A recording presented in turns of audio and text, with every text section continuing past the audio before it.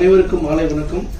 இந்த இனிமையான தருணத்தில் என்னை சிறப்பு விருந்தினர் அழைத்ததற்கு சகோதரி கல்பனா அவர்களுக்கு மிக்க நன்றி மற்றும் இங்கே வந்து பத்திரிகையாளர்கள் அனைவருக்கும் நன்றி. திரைப்படத்துறையில் என்னுடைய பயணம் சமீபமாக தான் ஆரம்பிச்சது. நான் பேசிக்கலி சாஃப்ட்வேர் இன்ஜினியர். ஒரு 30 வருஷமா ஒரு 5 கண்ட்ரியில் ஒர்க் பண்ணிட்டேன். அப்புறம் then serial entrepreneur, agriculture, food product, and then infrastructure, and then அரசாங்கத்துடைய பயணம். அப்படி பல பயணத்தில் வரும்போது நிறைய நாடுகளுக்கு போகும்போது எல்லாரும் குழந்தைகள் இருக்கும்போது நிறைய சினிமா பார்த்தது. காலேஜில் படிக்கும்போது சொல்லவே தேவையில்லை. நீங்கள் திருச்சியில் படிக்கும்போது பார்த்தோன்னா வாரம் வாரம் 2 சினிமா பார்ப்போம். அதுக்கப்புறம் வேலை நிமித்தமாக வெளிநாடுக்கு போகும்போது அந்த தொடர்பு ஆல்மோஸ்ட் கட் ஆகிடும். அதுக்கப்புறம் பிஸ்னஸ் ஆரம்பிச்சதுக்கப்புறம் வெளிநாடுகளுக்கு அதுக்கப்புறம் சினிமா பற்றி ஒரு பெரிய அபிப்பிராயம் கிடையாது. உண்மையை சொல்ல போனாக்கா வெளிநாடுகளுக்கு போய் அங்கே தமிழர்கள் பேசும்போது தான் அது மேலே ஒரு ஈர்ப்பே வந்தது. ஏன்னா இன்னைக்கு உங்களுக்கு தெரியுமா தெரியாதது, மலேசியா, சிங்கப்பூர் இந்த மாதிரி ஏஷியன் கண்ட்ரியில் இன்னைக்கு தமிழ் மொழி பேசுறாங்கன்னு கேட்டேன்னா அதுக்கு முதல் காரணம் திரைப்படம் மட்டுமே தான். வேற எதுவுமே நீங்க சொல்ல முடியாது. நீங்க போனவங்களுக்கு தெரியும். ஏன்னா அங்கே பள்ளி படிப்புல தமிழ் பாடம் கிடையாது. அமெரிக்காவில் மட்டும் அமெரிக்காவில் ஒரு 2 வருஷம் தான். இப்பயும் என்னுடைய அலுவலகம் அமெரிக்காவில் இருக்கு. வருஷத்துக்கு 3 மாசம் அங்கே போவேன். அப்பதான் ஒரு கடந்த ஒரு 20 வருஷமா தான் பார்த்தோன்னாக்கா நம்ம பசங்க தமிழ் படிச்சுட்டு இருக்காங்க. அதுக்கு முன்னாடி தமிழ் படிக்கல. ஏஷியன் கண்ட்ரியில பார்க்கும்போது பார்த்தோன்னாக்கா தமிழ் கிடையாது. இன்னைக்கு உலக தமிழ்நாட்டுக்கு வெளியில இருக்கிற தமிழர்கள் தமிழ் பேசுறாங்கன்னு சொன்னா அது திரைப்படம் மட்டும்தான், வேற எதுவுமே கிடையாது. புக்கு படிக்க தெரியாது. ஆப்பிரிக்கா பொண்ணு என்னுடைய நண்பர் இப்ப வந்திருக்காரு. அவர் ஆப்பிரிக்கா போகும்போது பார்க்கும்போது தமிழ் பேசுவாங்க, தமிழ் தெரியாது. எதுக்கு நான் சொல்ல வரேன்னா திரைப்படத்துறையுடைய ஒரு பக்கம் கான்ட்ரவர்சி சப்ஜெக்டா இருந்தாலும் இன்னொரு பக்கம் சமூகத்துக்கு என்ன செஞ்சுட்டு இருக்குன்னு அந்த கோணத்துல வரும்போது தான் நான் அந்த இந்தோனேஷியா போயிருந்தேன். நடுவில் ஒரு 2 மாசம் ஒரு 4 மாசம் முன்னாடி போயிருந்தேன். ஒரு பொண்ணு மிக அழகா பார்த்தனாக்கா மாரியம்மன் கோயில முருகனை பத்தி பாடுச்சு. அந்த நாட்டை சேர்ந்த அந்த 5வது ஜெனரேஷன். நான் போயிட்டு நல்லா பாடுறேன் அப்படியே முகத்தை பார்த்தது ஒண்ணுமே புரியல. அதுக்கப்புறம் இங்கிலீஷ்ல கேட்டதுக்கு அப்புறம் தெரியுது அந்த பொண்ணுக்கு தமிழ் தெரியாது, எழுதவும் தெரியாது, பேசவும் தெரியாது. ஒண்ணு ஜெனரேஷனா முருகர் பாட்டை சொல்லி கொடுத்தது பாடுது. அந்த பாட்டுக்கு அர்த்தம் கூட என்னன்னு தெரியாது. அப்ப அங்க சொல்லிட்டு வரும்போது நிறைய பேர் தமிழர்கள் இருக்காங்க. அவங்க சொல்லிட்டு வந்து சினிமா போட்டு காமிங்க. அந்த ஒரு மொழி மேல ஒரு ஆர்வம் வரணும்னா சினிமா தான் பார்க்கணும். வேற எதுவுமே புக் எடுத்து படிக்க சொன்னா புக்கில் எழுத்து வளைவா இருக்குன்னு படிக்க தெரியாது. ஸோ அதன் காரணமாக தான் திரைப்படத்தில் மேல ஒரு ஈர்ப்புன்னு சொல்லலாம். ஈர்ப்பு வந்தது. அதுக்கப்புறம் ஒரு திரைப்படம் தயாரித்து கொண்டு இருக்கோம். 1வது பார்ட்னர் வந்திருக்கோம். நீங்க சொன்ன மீடியா இருக்கு, எழுத்தாளர்களா இருந்து எல்லாத்தையும் இதுவும் வந்தது. காரணம் என்ன, இன்னைக்கு மொழியின் மேல ஆர்வம். அந்த ஆர்வத்தின் காரணமாக தான் சகோதரி எடுத்ததுக்கு இப்ப உடம்பு சரியில்லைனாலும் இப்ப இதை முடிச்சுட்டு ஒரு ஸ்கூல் ஃபங்க்ஷன் நான் போனோம். சிறப்பு விருதுலாம் கொடுத்து பள்ளி மாணவர்களுக்கு பார்த்தோன்னாக்கா பரிசளிப்பு விழா கொடுத்துருக்காங்க. அதுக்காக சொல்லியிருக்காங்க. திரைப்படத்தினுடைய என்னுடைய தாழ்மையான வேண்டுகோள், வெளிநாடுல இருக்கிற வன்முறையை கொஞ்சம் யதார்த்தம் இருக்கும். எப்பயுமே யதார்த்தம் இருக்கும். காலகாலத்துக்கும் பார்த்தோன்னாக்கா வன்முறை இருந்துட்டு தான் இருக்கு. முன்னாடி ரொம்ப எக்ஸ்போஸ் ஆகாம இருந்தது. இப்ப மீடியா வந்ததுக்கு அப்புறம் ஹையஸ்ட் எக்ஸ்போஸ் ஆகிருக்கு. தயவு செய்து ஓரளவுக்கு குறைச்சிங்க. நல்ல கருத்துக்களை சொல்லுங்க. ஏன்னா ஒரு மாஸ் மீடியானும் போது அந்த மீடியாவுடைய பவர் ஈஸியா ஒரு மைண்டை டைவர்ட் பண்ணிட்டு போயிடலாம். ஆனா நல்லது சொல்றதுக்கு பண்ணலாம். ஏன்னா இங்க இருக்கிற பிள்ளைகளை தாண்டி தமிழ் உள்ளங்கள் வெளியில போற பார்த்தனாக்கா ஒரு 70-80 நாடுகளில் இருக்க தமிழ் குழந்தைகளும் யோசிச்சு பாருங்கன்னு சொல்லி வாய்ப்புக்கு நன்றி குறிப்பிட நன்றி, வணக்கம். படம் மிகப்பெரிய வெற்றி அடையட்டும். அனைவருடைய ஆசீர்வாதமும் வேண்டும் என்று வேண்டி கொள்கிறேன். அடுத்தபடியாக ஈஸ்வர் கிருஷ்ணா அவர்களே. வணக்கம். தமிழ் மொழினா அழகான மொழி. தமிழ் கல்ச்சர்னா எனக்கு ரொம்ப பிடிக்கும். நான் தமிழ்ல பேச ட்ரை பண்றேன். தமிழ் படத்துல நடிக்கணும்னு ஆசை தானே. நிறைய ஆடிஷன் அட்டென்ட் பண்ணிட்டேன், நிறைய ட்ரை பண்ணிட்டேன். அப்புறம் கடைசியாக கிடைச்ச சான்ஸ் தான் ஆர்பிஎம் படத்துல சான்ஸ் கிடைச்சிருக்கு. ஷூட்டுக்கு போன அன்னைக்கு ஷூட் ஸ்டார்ட் பண்ண அன்னைக்கு தான் எனக்கு டானியல் பாலாஜி சார் கிட்ட நடிக்கணும்னு அப்பதான் தெரிஞ்சது. ஐயோ, நான் கத்துக்கிட்டதும் கல்பனா மேம் சொன்ன மாதிரி நான் கத்துக்கிட்டதும் பிராக்டிஸ் பண்ணதும் எல்லாமே மறந்து போச்சு. என்ன பண்ணணும்னு எதுவுமே தெரியல. என்ன கிடைச்ச வாய்ப்பு தானே, நம்ம யூஸ் பண்ணலைன்னா என்ன ஆயிடும் அதுவும் பயம் இருக்கு. அப்பதான் பாலாஜி சார் வந்து என்கிட்ட தோல்ல தட்டி சொன்னவர், டேய் தம்பி, நான் டானியல் பாலாஜி கிடையாது, நான் சமீர், இந்த படத்தோட கேரக்டர். நீங்க அது மட்டும் மனசில் ஞாபகம் விட்ட போதும். சல்மான், சாரி, நான் சல்மான் தான் இந்த படத்தோட கேரக்டர். நீங்க அது மட்டும் நினைச்சா போதும், நீ கான்பிடண்டா நடிங்க, பரவாயில்ல, உனக்கு முடியும் சொன்னாரு. அப்படிதான் எனக்கு ஒரு மனசுக்கு ஒரு கான்பிடன்ஸ் எல்லாமே கிடைச்சிருக்கேன், ஒரு தைரியமும் வந்துச்சு. அதனால நான் பாலாஜி சார் நான் என்னோட குருவாய் கண்டுட்டு இருக்கேன். இல்ல நிஜம்தான், என்னோட குரு தான். எனக்கு நிறைய டிப்ஸ் அவரு சொல்லி தந்தாரு. ஆக்ட் பண்ணும்போது ஐ பொசிஷன், இவரோட ஐனா நல்லா செம்மையா இருக்கும் ஆக்ட் பண்ணும்போது எல்லாம், அது ஃபாலோ பண்ண நிறைய டிப்ஸ். அப்புறம் பாடி லாங்குவேஜ் எப்படி இருக்கணும், ஒரு டைலாக் எப்படி இருக்கணும், நம்ம டைலாக் டெலிவரி எப்படி வேணும், அந்த மாதிரி எல்லாம் நிறைய நிறைய டிப்ஸ் அவர் எனக்கு ஒரு குரு மாதிரி சொல்லி தந்தாரு. அப்புறம் இது நான் ஒரு ஃப்ரெஷ்ஷா வந்து எனக்கு நல்ல ஒரு வாய்ப்பு தந்த director Prasad sir, producer Kalpana ma'am, அப்புறம் நம்ம பாலாஜி அண்ணா, அவருக்கெல்லாம் என்னோட மனவார்ந்த நன்றி சொல்றேன். இந்த படத்துக்கு உங்க எல்லாரும் சப்போர்ட் தான் தேவை. இந்த படம் மிகவான ஒரு வெற்றி ஆகணும் தான், அதான் நான் பிரார்த்தனை பண்ணிட்டு இருக்கேன். நன்றி நன்றி. இதுதான் பேசிட்டு இருக்கேன். இது என்னோட முதல் சினிமா மேடை, ரொம்ப முக்கியமான நாளாக நான் இதை பார்க்குறேன். இந்த மேடையும் இந்த நாளும் எத்தனை வருஷத்துக்கு அப்போ திரும்பி பார்த்தாலும் என்னோட கோர் மெமரியில் கண்டிப்பாக இருக்கும். நான் இந்த படத்தில் ஓப்பனிங் சாங் எழுதியிருக்கேன். அதுக்கு வாய்ப்பு தந்த பிரசாத் சாருக்கும் கல்பனா மேம்க்கும் ஒரு பெரிய பெரிய பெரிய பெரிய நன்றி. சார் வந்து இந்த வாய்ப்பு எனக்கு கொடுத்ததுக்கு அப்புறமா இருக்கிற ப்ராசஸ் எல்லாத்தையுமே எனக்கு மெமரபிளாக ஆக்கிக்கிட்டே இருக்கணுன்றதுல ரொம்ப பர்டிகுலராக இருந்துகிட்டே இருந்தார். ஒரு இதையுமே இது என்னோட முதல் வாய்ப்புன்றதுனால இது எனக்கு மைல் ஸ்டோனாக மாற்றிட்டே இருக்கணுன்றதுல வந்து சார் பர்டிகுலராக இருந்துகிட்டே இருந்தார். சார் நிறைய சர்ப்ரைசஸ் கொடுத்தாரு. இந்த ப்ராசஸ் எனக்கு எப்பயுமே மைண்டில் வச்சுக்கிட்டே இருக்கிறதுக்கு திரும்ப திரும்ப அதை ரெஃப்ரெஷ் பண்ணிக்கிட்டே இருந்தார். அதுக்கும் ஒரு பெரிய நன்றி சார். உங்கள் எல்லாருக்கும் நன்றி. இந்த படம் கண்டிப்பாக பெரிய வெற்றி அடையணும் அப்படின்றது எல்லாரோட ஆசையாகவும் இருக்குது. எங்கள் எல்லாரோட சப்போர்ட்டில் அது நடக்கும். ரொம்ப நன்றி. எல்லாருக்கும் வணக்கம். ஃபர்ஸ்டே சொல்லிக்கிறேன், இந்த மாதிரி ஸ்டேஜ் ரொம்ப புதுசு. ஃபர்ஸ்ட் ஆஃப் ஆல் இந்த வாய்ப்பு கொடுக்க பிரசாத் பிரபாகர் சாருக்கு நன்றி. இந்த ஹார்ட் பீட்டுக்கு முன்னாடி நடித்த படம் இது. ஸோ நான் ஃபர்ஸ்ட் டே அங்கே ஷூட்டுக்கு போன எக்ஸ்பீரியன்ஸ் நான் ஷேர் பண்ணிக்கிறேன். ஒவ்வொரு ஃபர்ஸ்ட் ஷாட்டே எனக்கு அங்கே போனதுக்கப்புறம் தெரிஞ்சு மோஸ்ட் ஆஃப் த சீன்ஸ் எனக்கு டேனியல் பாலாஜி சார் கூட தான் எனக்கு இருக்குன்னு. ஸோ ஃபர்ஸ்ட் 1-2 சீன்ஸ் எனக்கு சோலோவாக ஷார்ட்ஸ் இருந்துச்சு, நான் பண்ணிட்டேன். அதுக்கப்புறம் அவரோட தான் காம்பினேஷன் சீன்ஸ் சொன்னப்போ அவரோட என்ட்ரி அப்படியே வந்தார். பண்ணும்போது கொஞ்சம் நர்வஸ் ஆச்சு. நர்வஸ் ஆகுனா அவர் கூப்பிட்டு ஏன் நர்வஸ் ஆகுறீங்க அப்படின்னு கேட்டார். இல்லை சார், எனக்கு முன்னாடி நான் வேட்டையார் விளையாட உங்களோட படத்தை பார்த்துட்டு ஃபர்ஸ்ட் டைம் ஒரு கேரக்டர் பார்த்து நான் தியேட்டரில் பயந்து இருந்த ஒரு கேரக்டர், அதனால இப்போ உங்களை பார்க்கும்போது அந்த ஒரு ஞாபகம் தான் எனக்கு வந்துச்சு அப்படின்னு அவர் சிரிச்சிட்டே சொன்னார். நீங்கள் அதெல்லாம் எதுவுமே யோசிக்காதீங்க, இந்த இடத்துல நீங்கள் ஒரு ஆக்டர், நானும் ஒரு ஆக்டர், அவ்வளோதான். ஸோ கேரக்டராக நீங்கள் என்ன பண்ணணுமோ அது பண்ணிக்கோங்க, ஜாலியாக இருங்க, நம்ம ஃப்ரெஷ்ஷாக அப்படியே பண்ணிக்கலாம் அப்படின்னாரு. ஸோ அந்த ஒரு பூஸ்ட் எனக்கு அதுக்கப்புறம் அந்த ஒரு சீன்ஸ் எல்லாமே அதனால எனக்கு மேபி நல்லா சொல்லும் நமக்கு தெரியல.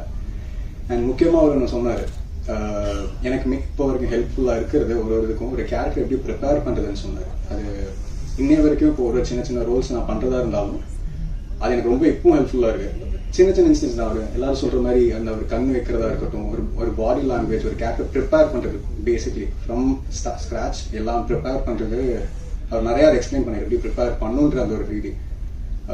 ஸோ அது எனக்கு இப்போ வரைக்கும் ஹெல்ப்ஃபுல்லாக இருக்குது. கண்டிப்பாக த்ரூ அவுட்டாக என்னோட கரியரில் அது ரொம்ப ஹெல்ப்ஃபுல்லாக இருக்கும் அவரோட இது. அண்ட் ஸ்க்ரீன் ஸ்பேஸ் அப்படின்னு பார்க்கும்போது கல்பனா மேம் கூட ஒரு சீன் நான் நடிச்சிருக்கேன். மோஸ்ட்லி இல்லை அந்த சீன் மோஸ்ட்டாக நிறைய இடத்துல பேசப்படும் நினைக்கிறேன், நானும் அதை வேண்டிக்கிறேன். அண்ட் இந்த எல்லாரும் மாதிரியும் நாங்களும் இந்த படத்துக்கு ரொம்ப நல்லா எஃபர்ட்ஸ் போட்டிருக்கோம், ரொம்ப நல்லா வந்திருக்கேன் நம்புகிறேன். அண்ட் நீங்களும் உங்களோட சப்போர்ட் ரொம்பவே தேவை. Please do support is. And இந்த படத்தை நல்லா வந்திருக்குது, ப்ளீஸ். தேங்க்யூ. படத்தை பற்றி பேசுறதுன்னா இது வந்து பேசுகிற மொழி, இது காட்சியோடது. ஆக்சுவலி நான் என்னால் என்னென்ன முடியுமோ அதோட மேக்ஸிமம் நான் பண்ணியிருக்கேன். அதுக்கு உங்களோட அனைவரோடையும் சப்போர்ட் வேணும். முக்கியமாக என்னென்னா, சோனி மாதிரி ஒரு பெரிய ஒரு கம்பெனி பேன் இந்தியா ரிலீஸ் பண்ணுறதுக்கு, இந்த படம் எடுத்துறதுக்கு ஃபஸ்ட்டாக நான் நன்றி சொல்ல சோனி கிட்ட. அதுக்கப்புறம் என்னென்னா, இந்த படம் இந்த அளவுக்கு கொண்டு வர்றதுக்கு நிறைய ஆட்கள் எனக்கு சப்போர்ட் பண்ணியிருக்காங்க. ஆக்டர்ஸ், டெக்னீஷியன்ஸ் அனைவரும். அப்புறம் சக்ஸஸ் பண்ணதுக்கு அப்புறம், இது முடிஞ்சதுக்கு அப்புறம் இனிமே என்ன வேணும்னா, நான் என்ன பண்ணாலும் நீங்க சொன்னா மட்டும்தான் மக்கள் கேட்பாங்க. நான் கையெடுத்து கும்பிடுறதுக்கு என்ன காரணம்னா, நீங்க சப்போர்ட் பண்ணுங்க. ஏன்னா டேனியல் பாலாஜி சார் வந்து கிட்டத்தட்ட ஒரு 1.5 வருஷத்துக்கு மேலே ஆச்சு அவரோட படம் வந்துட்டு. அது ரொம்ப அழகா நடிச்சிருக்காங்க. டேனியல் பாலாஜி சார் நடிக்கும் போது சாதாரணமா வந்து ஓவர் எக்ஸ்போஸ்டா நடிப்பாங்க. ஆனா இதுல வந்து அவரை சட்டிலா அண்டரா நடிக்க வச்சிருக்கேன். நான் ஒரு விஷயத்த இப்படி பாக்குறதுக்கு பதிலா, சார் நீ வந்து ரொம்ப ரொம்ப சட்டிலா நடிங்க, உங்களோட ஓவர எக்ஸ்பிரஷன்ஸ் தான் ஜாஸ்தியா நாங்க பார்த்திருக்கோம். ஆனா நீங்க வந்து உங்களுக்கு சில டைம்ல உங்களுக்கு பயங்கரமா கோவம் வரும், ஆனா சிரிக்காதீங்க. உங்க மைண்ட்ல தான் அந்த கோவம் எல்லாம் பார்க்கணும், ஆனா எங்களுக்கு அது புரியணும். அதனாலதான் சொல்லுங்க சார் அப்படிதான் சொல்லுவாங்க. ஏன்னா அவருக்குள்ள ஒரு டைரக்டர் இருக்கு, அவருக்குள்ள ஒரு ரைட்டர் இருக்கு, அவருக்குள்ள ஒரு ப்ரொடக்ஷன் கண்ட்ரோலர் இருக்கு, அவருக்குள்ள ஒரு ப்ரொடியூசர் இருக்கு, எல்லாமே இருக்கு. அவரெல்லாம் ஈஸியா ஏமாத்தவே முடியாது. எல்லாமே கேட்பாங்க, நான் எதுக்கு சிரிக்கணும், எதுக்கு இப்ப வந்து 2 சீன் அடிக்கணும். என்னோட அசோசியேட்ஸ் எல்லாம் வந்துட்டு அவர்கிட்ட பேசுறதுக்கு கொஞ்சம் பயப்படுவாங்க. வேற ஒண்ணும் இல்ல, ஒரு சீனை சொன்னா பிஃபோர் என்ன நடக்கணும்னு கேட்பாங்க. ஜஸ்ட் இப்ப நம்ம சீன்ல இருக்கிறது என்னன்னா, டேனியல் பாலாஜி சார் கார்ல இருந்து வெளியில் வராங்கன்னு வச்சுக்கோங்க. அவர் என்ன ஃபர்ஸ்ட் ஸ்கிரிப்ட் கொடுக்குற அந்த பையன் கிட்ட கேட்பாங்க, சரி இறங்குறாங்க, அதெல்லாம் எனக்கு புரியுது, நான் இப்ப எங்க இருந்து வரேன் சார், அது ஸ்கிரிப்ட் இல்ல சார். தம்பி, நான் இப்போ ஹாஸ்பிட்டல் இருந்து வரீங்களா இல்ல நான் சினிமா பார்த்துட்டு வரீங்களா, அந்த இமோஷன்ஸ் வந்து எனக்கு கேரியட் பண்ணணும்னா நீ எனக்கு பிஃபோர் சொல்லியே ஆகணும். அந்த அளவுக்கு ஸ்கிரிப்டை பத்தி, சினிமாவை பத்தி ரொம்ப நல்லா புரிஞ்சுக்கிற ஒரு பர்சன் கிட்ட ஒர்க் பண்றது எனக்கு பெருமையா இருக்கு. அவர் கூட ஒர்க் பண்ற ஒவ்வொரு நிமிஷமும், ஒவ்வொரு நொடிகளும் என்னோட மெமரியில ஆயுட்காலம் எப்பவுமே நிற்கும். நீங்க பிரஸ், மீடியாஸ் எல்லாமே வந்து எங்களுக்கு சப்போர்ட் பண்ணோம். ஆர்பிஎம் படம் பெரிய ஒரு வெற்றியா வர்றதுக்கு உங்களோட சப்போர்ட் தேவை. இதுக்கப்புறம் இப்போ சில பேர் சொல்லுவாங்க, சில பேரோட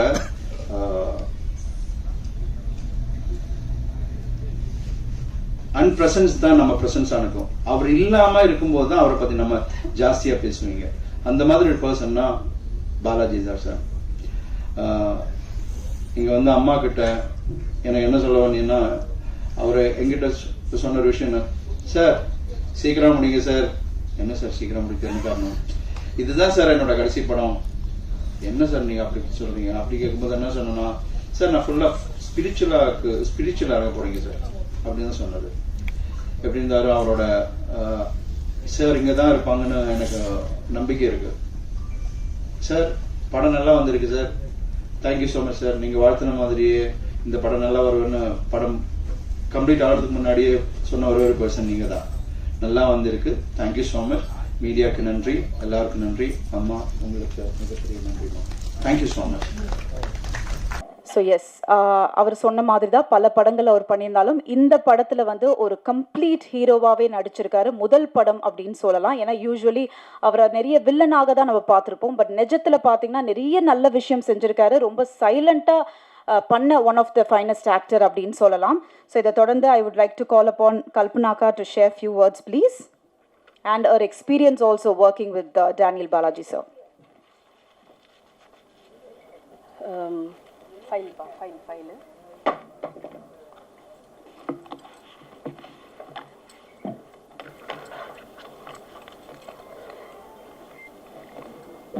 மீண்டும் அனைவருக்கும் பணிவன்பான வணக்கங்கள். நான் முதல்ல டேனியல் பாலாஜி சாரை வந்து இயக்குனர் பிரசாத் பிரபாகர் சார் அவர்கள் வந்து டேனியல் பாலாஜி சாரை வீட்டுக்கு போய் அவங்கள வந்து பார்த்து இந்த ஃபிலிமுக்கு வந்து கன்ஃபார்ம் பண்ணி இது பண்ணப்போ அப்போ தான் வந்து என்னை பற்றி இன்ட்ரடியூஸ் பண்ணாங்க. ஸோ நான் வந்து அவருக்கு as a part of the movie making. அவருக்கு நன்றி சொல்கிறதுக்காக, சார் எங்கள் படத்தில் நடிக்கிறதுக்கு நீங்கள் சம்மதிச்சதுக்கு உங்களுக்கு எங்களுடைய மனமார்ந்த நன்றி அப்படின்னு அந்த நன்றி சொல்கிறதுக்காக வீடியோ காலில் வந்துட்டு அவரை சந்திக்கக்கூடிய ஒரு தருணம் தான் எனக்கு கிடைச்சிது. இப்போ வீடியோ காலில் உங்களை நீங்கள் பாடுறீங்க, உங்களை பார்த்துருக்கேன் நான், எனக்கு உங்களை பாட்டெலாம் நான் நிறைய கேட்டிருக்கேன், ரொம்ப சந்தோஷம் சார். சரி எவ்வளோ பாடுறீங்க, நான் கேட்குற பாட்டு உங்களால் பாட முடியுமா அப்படின்னாரு. சார் கண்டிப்பாக சொல்லுங்கள் சார், தெரிஞ்சால் கண்டிப்பாக இப்போவே பாடுறேன் சார் அப்படின்னு. அவர் முதல்ல என்கிட்ட கேட்டது, நம்ம தண்ணீர் படத்தில் வர எம்எஸ்வி சார் அவர்கள் இசையமைத்த சுசிலாமா அவர்கள் பாடிய கண்ணான பூமகனே கண்ணுரங்கு சூரியனே அப்படிங்கிற பாட்டு உங்களுக்கு தெரியுமான்னு கேட்டார். ஆக்சுவலாக அந்த பாட்டு நான் நிறைய கேட்டு வளர்ந்துருக்கேன், ஆனால் பாட்டு எனக்கு பாடம் இல்லை, பாடுறதுக்கு எனக்கு பாடம் இல்லை. நான் சொன்னேன், சார் மன்னிக்கணும், நீங்கள் ரொம்ப ஒரு அழகான பாட்டு கேட்டிருக்கீங்க, ஆனால் இந்த பாட்டை நான் கற்றுக்கிட்டு ப்ராக்டிஸ் பண்ணிவிட்டு உங்களுக்கு கண்டிப்பாக நான் நேர்லேயே உங்களுக்கு நான் பாடி காமிக்கிறேன் அப்படின்னு சொன்னேன். அப்படியா, சரி வேற ஒரு பாட்டு சொல்கிறேன், அது பாட முடியுமா அப்படின்னாரு. என்ன பாட்டு சார் சொல்லுங்கள். சிங்கார வேலனே தேவா பாட தெரியுமான்னு கேட்டார். அது நல்லா தெரியும் சார் சொல்லிட்டு உடனே வீடியோ காலில் நான் சிங்கார வேலனே தேவா பாடினேன். பாடி முடிச்சு அவருக்கு ரொம்ப சந்தோஷமாக இருந்தது. அதாவது நான் அவருடைய பேக்ரவுண்டில் என்ன, அவர் எப்பேற்பட்ட ஒரு நடிகர், திறமைசாலி, அதில் எந்த ஒரு மாற்று கருத்துமே கிடையாது, பயங்கரமான திறமைசாலி. சினிமா நுணுக்கங்களை பற்றியும் நடிப்பு திறன்களை பற்றியும் ஸ்க்ரீன் ஸ்பேஸை எப்படி ஏன்னா பாலாஜி சார் ஒரு ஸ்க்ரீனில் வராருனாவே கம்ப்ளீட்டாக கேப்சர் பண்ணிவிடுவார். அது நெகட்டிவிட்டி ரோலாக இருக்கட்டும், எதுவாக இருக்கட்டும், மோஸ்ட்லி அவர் நடித்ததெல்லாம் வில்லன் கேரக்டர்ஸ் தான். அதை வந்தாலே அந்த கண்ணுக்கு அவ்வளோ பவர் இருக்குது. அதுதான் முக்கியமாக சொல்லுவாங்க, ஒரு நடிகருக்கு கண்ணு பேசணும் அப்படின்னு சொல்லுவாங்க, நான் பெரியவங்க சொல்லி கேள்விப்பட்டிருக்கேன். அந்த மாதிரி அந்த பாட்டு அவர் பின்னாடி இருக்கிற அவர் உட்காந்துட்டு இருந்த ரூமில் ரொம்ப சிம்பிளாக இருந்தது.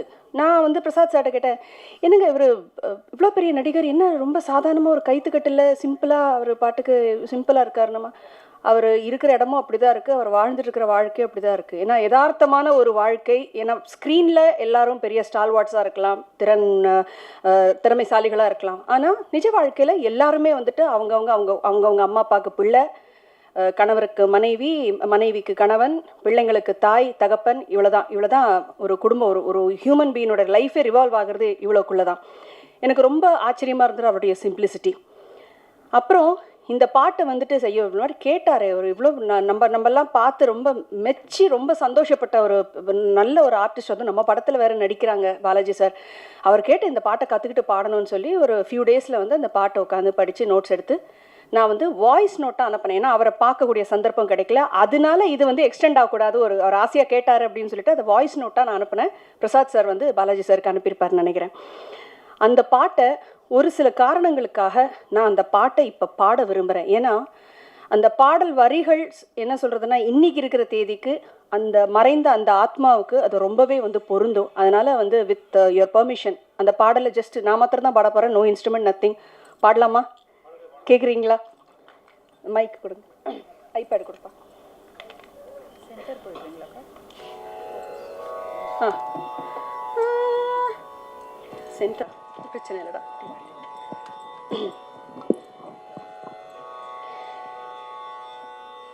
கண்ணான பூமகனே கண்ணுரங்கு சூரியனே ஆரிரோ.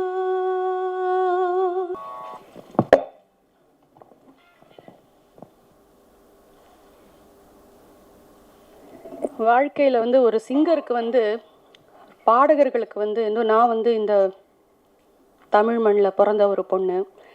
எனக்கு எம்எஸ்வி சாருடைய பாடல்களோ, இளையராஜா சார் அவர்களுடைய பாடல்களோ, ஜி ராமநாதன் அவர்கள்லேருந்து இன்றைக்கி AR Rahman sir, Anirudh sir, எல்லாருமே இதெல்லாம் it is a part of culture.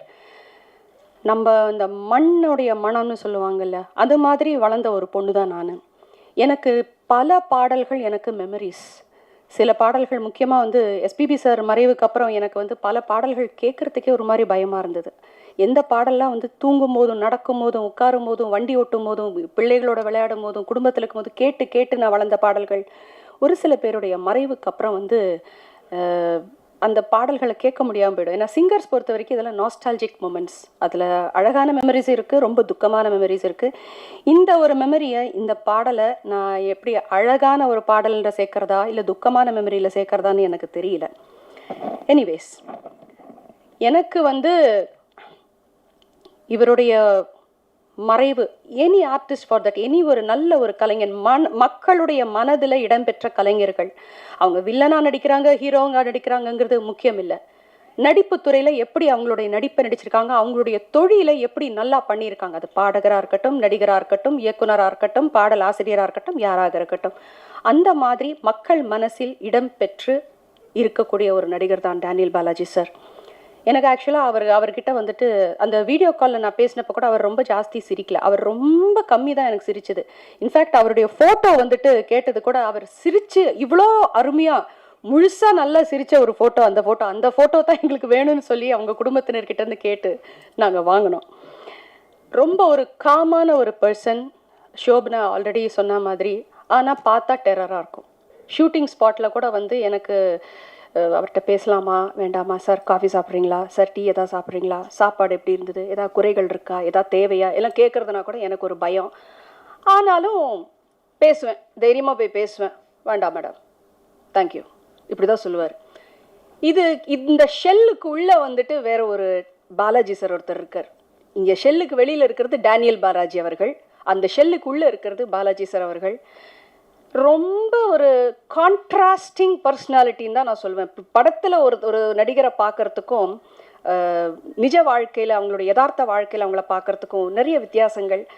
அவர் இவ்வளோ தூரம் ஆன்மீகத்தில் சிறந்து இருப்பாருன்னு சொல்லிட்டு ஒரு தேடுதல் இருக்கும் அவருக்குன்னு நாங்கள் எதிர்பார்க்கவே இல்லை. அது மாத்திரம் இல்லாமல் இந்த படம் ஷூட்டிங் நடந்துகிட்டு இருக்கும்போது அதிகமாக வந்து ஈஸ்வர் கிருஷ்ணாவோடையும் சாருகேஷ் அவர்களுடையும் அவர் அதிகமாக பேசியிருக்காரு. அது மாத்திரம் இல்லாமல் அவர் கூட ரன்னிங் கேரக்டராக வந்துட்டு இருந்த பாபு அவர்களோடும் முத்து அவர்களோடும் அதிகமாக அவர் வந்துட்டு பேசியிருக்கிறாரு. அப்போவே வந்து ஈஸ்வர் கிருஷ்ணா கிட்டக்க அவர் சொல்லியிருக்கிறாரு, இதுதான் என்னுடைய கடைசி படமாக இருக்கும், இதுக்கப்புறம் நான் பரிபூர்ணமாக ஆன்மீக வழியில் தான் போகிறதா இருக்கேன். இதில் என்னென்னா, மனுஷன் எவ்வளோ சம்பாதிச்ச காசும் வந்து ஒரு ஒரு அருமையான ஒரு கோயிலை வந்துட்டு கட்டுறதுக்காக யூஸ் பண்ணியிருக்காரு. அவர் வந்து பயங்கரமான ட்ரெஸ் போட்டுலாம் நாங்கள் வந்து பெருசாக ஆடம்பரமாக ட்ரெஸ் பண்ணி நான் பார்த்தது கிடையாது. அட்லீஸ்ட் இந்த ஆர்பிஎம்மோட ஜேர்னியில் அட்லீஸ்ட் நான் சொல்லணும்னா, சாதாரணமாக ஒரு வேஷ்டி வீட்டில் இருக்கும்போது சாதாரண ஒரு வேஷ்டி கட்டிட்டு தான், ஒரு பனியன் போட்டுட்டு தான் அவர் இருந்திருக்காரு. That's contrast thing. அண்டு முக்கியமாக இந்த டைரக்டர் பிரசாத் பிரபாகர் சார் அவர்களோட பாலாஜி சாருக்கு நாங்கள் செட்டிலேயே சொல்லிப்போம். பிரசாத் சாரெல்லாம் நாங்கள் கிண்டல் பண்ண ஆரம்பிச்சிட்டோம். பிரசாத் சார் வந்து எதாவது சீன் பற்றி எக்ஸ்பிளைன் பண்ணுறதுக்கு கொள்றதுக்கு எதாவது வந்தானாக்கா, ஷபா வந்துட்டிங்களா சொல்லுங்கள், இப்படி தான். ஸோ அந்த ஷபாங்கிறத நாங்கள் சொல்லி எங்களுக்கு இதெல்லாம் பயங்கரமான ஒரு ஹாண்டிங்கான மெமரிஸ் ஆகிடுச்சு. ஹியூமராக இருந்த ஒரு விஷயங்கள்லாம் வந்து ரொம்ப ஹாண்டிங் ஆக ஆரம்பிச்சிடுச்சு. ரக்தோல் அங்காள பரமேஸ்வரி அம்மன் கோவில் தான் அவர் ஆவடியில் வந்து கட்டியிருக்கிற கோவில். ரொம்ப அழகான கோவில். உங்களுக்கு கோவில் போகிற பழக்கம் இருக்கிறவங்களுக்கு கண்டிப்பாக ஒரு தடவை போய் விசிட் பண்ணுங்கள்.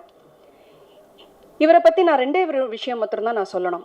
நான் சின்ன வயசில் சில படங்கள் நடித்தேன். அதுக்கப்புறம் வளர்ந்ததுக்கப்புறம் அதிகமாக ஒன்றும் படங்களில் நான் நடிக்கலை. சொல்லப்போனால் பாட்டு மேலே ரொம்ப கான்சன்ட்ரேஷன் இருந்து படம் வந்து அந்தளவுக்கு நடிக்கலை. நான் இந்த படம் நடிக்கும் போது எனக்கு பொறுத்த வரைக்கும் நான் ஏதோ ஒரு சில படங்கள் நடித்தேங்கிற எந்த ஒரு அனுபவம், ஒரு கான்ஃபிடென்ஸ் எதுவுமே எனக்கு கிடையாது.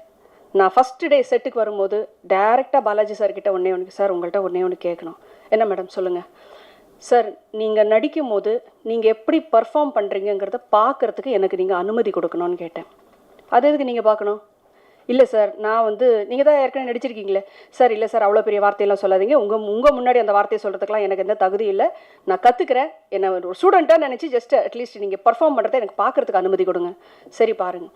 ஸோ பல ஷார்ட்ஸ் வந்து அவர் எப்படி ஒர்க் பண்ணார், எப்படி, ஏன்னா ஸ்க்ரீனில் ஒரு நடிகருடைய ப்ரெசன்ஸை, அந்த பர்ஃபார்மன்ஸை பார்க்குறது ஒரு விஷயம், சாதாரணமாக இருப்பார். ஆனால் அந்த ஆக்ஷன்னு சொன்னதுக்கப்புறம் அவருடைய கண், அவருடைய பாடி லாங்குவேஜ் அந்த கேரக்டருக்குள்ளே அப்படியே வந்துடுவார்.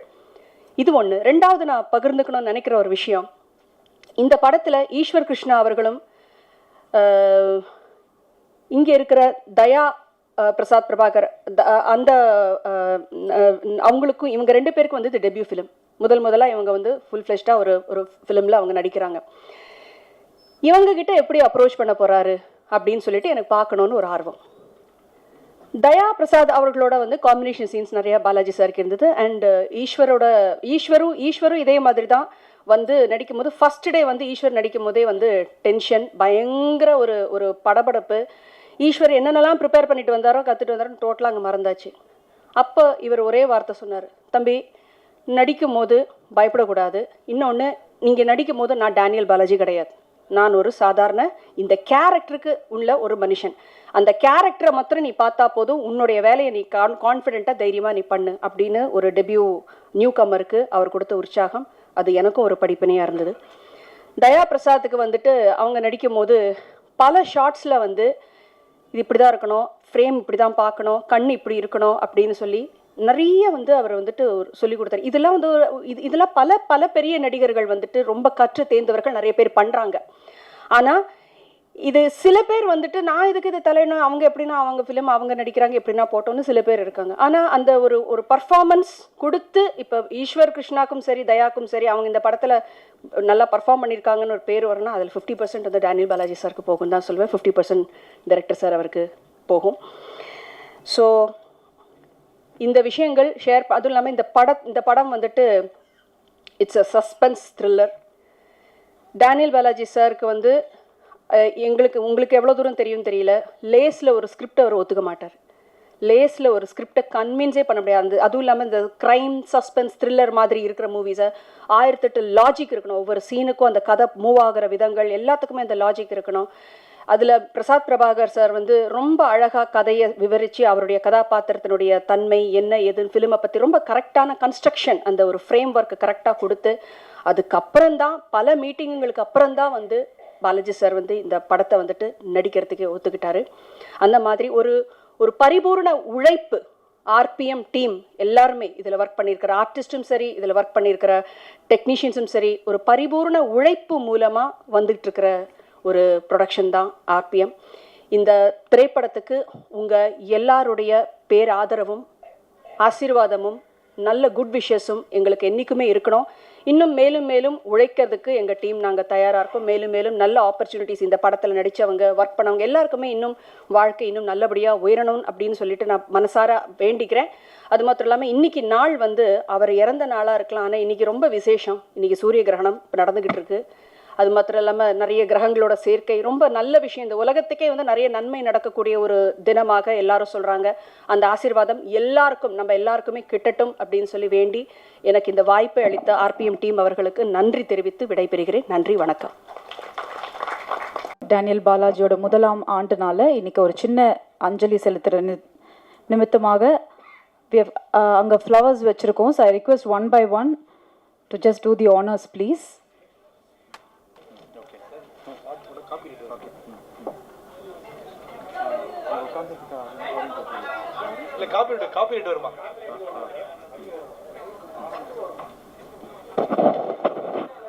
ப்ரெஸ்லேருந்து யாராவது ஒரு 3 to 4 மெம்பர்ஸ் வந்து அந்த ஆனர்ஸ் பண்ணிங்களாலும் நல்லாயிருக்கும் please, from the press side.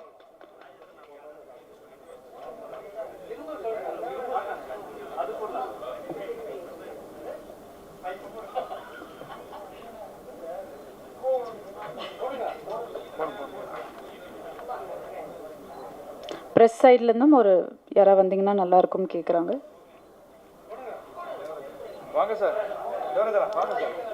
So நான் சொன்ன மாதிரி இன்னைக்கு நம்மளோட ஸ்பெஷல் கெஸ்ட் டேனியல் பாலாஜி சாரோட அம்மா. ஸோ அம்மா ஒரு சில வார்த்தைகள் ப்ளீஸ்.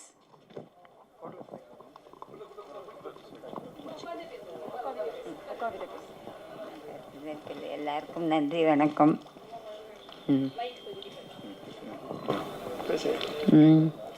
அனைவருக்கும் நன்றி, வணக்கம். பாலாஜி பற்றி சொல்லணுன்னா, பாலாஜி சின்ன குழந்தையிலேருந்தே ரொம்ப பக்தி. 3 வயசு குழந்தையிலேருந்தே அவனுக்கு பக்தி. எது கொடுத்தாலும் வந்து சாமிக்கு தான் வாங்குவான். பழம், பூ. இது ஸ்கூலுக்கு போயிட்டு வரும்போது அதையே தான் வாங்கிட்டு வருவான். வரும்போது பை வாக்கிங்கில் வந்துடுவான், பஸ்ஸில் வரமாட்டான். ஏதுனா நான் வாங்கிட்டு வந்தேன் அப்படின்னு சொல்லுவான். அப்படி தான் எல்லாமே அவனுக்கு பழக்கம். காலேஜ் போன பிறகும் அதே ஹேபிட் அவனுக்கு விடாது இருந்தது. இப்போவும் அதே தான். நடித்த பிறகும் அவனுடைய இதெல்லாம் வந்து கோயிலுக்காக தான் செலவு பண்ணி ரொம்ப அழகாக கட்டியிருக்கான். நீங்கள் எல்லோரும் வரணும். அவன் நடித்த படம் நீங்கள் எல்லாரும் பார்த்து அவனை ஆசீர்வதிக்கணும். கண்டிப்பாக பாருங்கள். என்ன சொல்கிறதுன்னு தெரியல. தாயே பரமேஸ்வரி, வேறு என்ன சொல்கிறது? அம்மா சார் நடிக்கணும்னு ஆசைப்படுறதுக்கு முன்னாடி உங்ககிட்ட ஏதாவது கேட்டிருக்கான்? நான் நடிக்க போகிறது உங்களுக்கு விருப்பம் இல்லை, டிகிரி வைஷ்ணவ காலேஜில் டிகிரி முடிச்சதை வந்து ஃபிலிம் இன்ஸ்டியூட்டில் சேர்ந்தான் மெரிட்டில். அது 10 மெம்பர்ஸ்க்கு தான் 1 இயருக்கு நான் சீட்டுங்களா. அதில் மெரிட்டில் ஃபஸ்ட்டு வந்து அந்த சீட் கிடச்சி அது படிச்சுட்டு இருக்கும்போது தான் அவனுக்கு இந்த ஆசையே வந்தது. கௌதம் மேனன் டைரக்டர் அவங்கெல்லாம் ஒன்றா படித்தவங்க. அதுக்கப்புறம் தான் அவனுக்கு இந்த ஐடியா வந்தது. அப்புறம் எல்லோரும் டிஸ்கஸ் பண்ணி சரி இதுன்றதுனால வீடு சின்னதாக இருந்ததுனால வீட்டில் தங்கி இருக்கிறதுக்கு இல்லாத தனியாக இருந்து அவன் ப்ரோக்ராம் பண்ணுறதுக்கு ஆரம்பிச்சது. முதல்ல அவங்க அப்பாலாம் வேண்டாம் வேண்டாம் அப்படின்னு தான் சொன்னார்.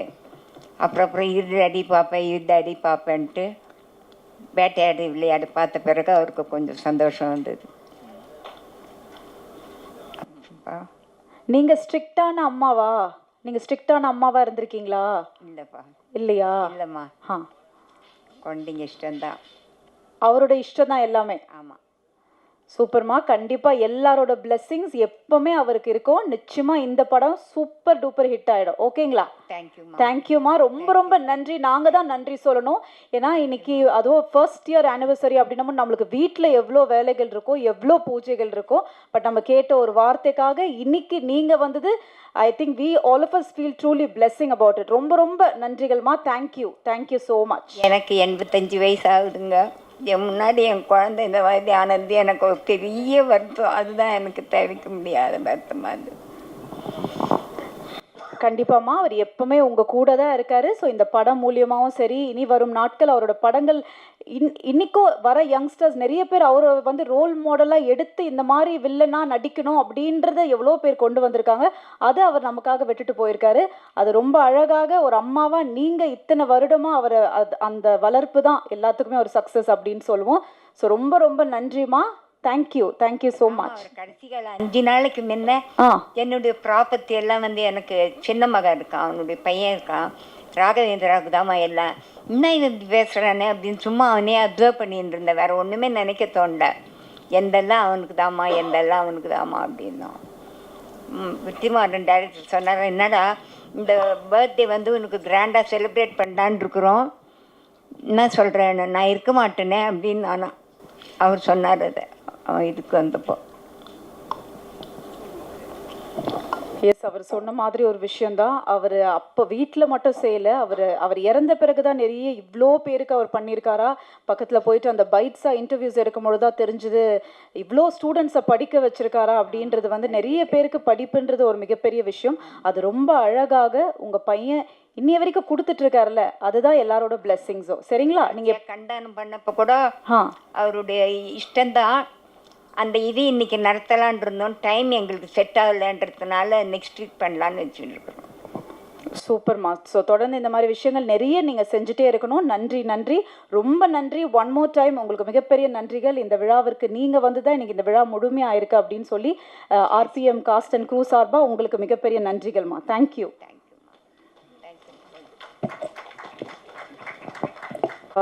இப்பொழுதுதான் முக்கியமான ஒரு தருணம். It's time for us to do the trailer launch banner of RPM. So I request the entire cast and crew members அதை ரிவீல் பண்ண கண்டிப்பாக டேனியல் பாலாஜி சாரோட அம்மா அதை பெற்றுக்கொள்வாங்க.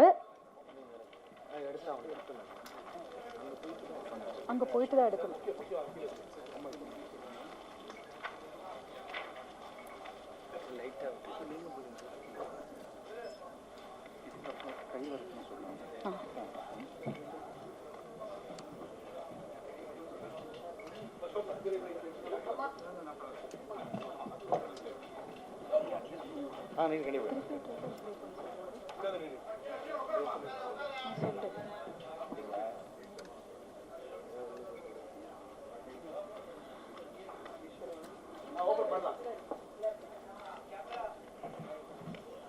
So yes, there is no hero without a villain. So இது நாங்கள் சொன்ன மாதிரி press and media friends இந்த படத்தை கரெக்டான இடத்துல போய் நீங்கள் சேர்க்கணும்.